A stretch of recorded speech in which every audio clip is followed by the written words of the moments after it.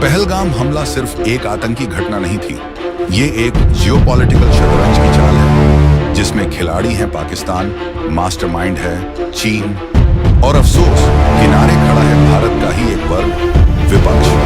ऐसा कहने की वजह आगे जान जाएंगे। हमले के बाद वैसे तो सेना को फ्री हैंड दिया जा चुका है, दुनिया भर में पाकिस्तान पर डिप्लोमेटिक प्रेशर बनाया जा रहा है, तीनों सेनाएं अलर्ट पर हैं। लेकिन एक बात जो किसी को हजम नहीं हो रही है कि जो विपक्ष 2019 के स्ट्राइक के सबूत मांग रहा था, अब अचानक पाकिस्तान पर हमला करो जैसे बयान देने लगा है। शक इस पर नहीं कि पाकिस्तान दोषी है, शक इस पर है कि क्या यह हमला सिर्फ सीमा पार से आया था या इसमें कहीं भीतर से भी कोई इनविजिबल हैंड काम कर रहा है। अब जरा टाइमिंग समझिए।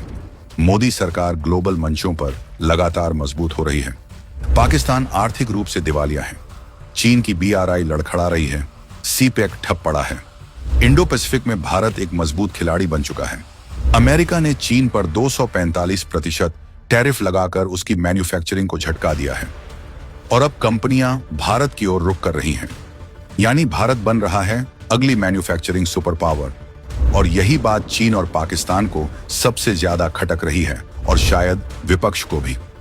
अब चीन अपने गिरते एजेंडे को सहारा देने के लिए पाकिस्तान का सहारा बना हुआ है और वैसे भी पाकिस्तान में अकेले इतनी हिम्मत नहीं कि वो भारत पर हमला करे, खासकर तब जब भारत में मोदी सरकार हो।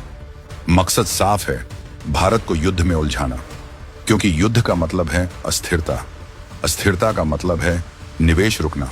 जो रोड, पोर्ट्स, एयरपोर्ट्स, यूनिवर्सिटीज, अस्पताल बन रहे हैं उन पर ब्रेक लगाना और अंत में विपक्ष को चुनावी मौके देना ताकि वो कह सके मोदी जी ने किया ही क्या।